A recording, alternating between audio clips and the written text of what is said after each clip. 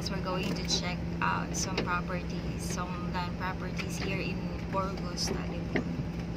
Because I have a client that is looking for land to move in, hopefully. And I'm with my dad, my father. So this is the barangay road of Burgos, Talipon. And that's Kuya Roger. And he is going to lead us to those properties that we are going to check today.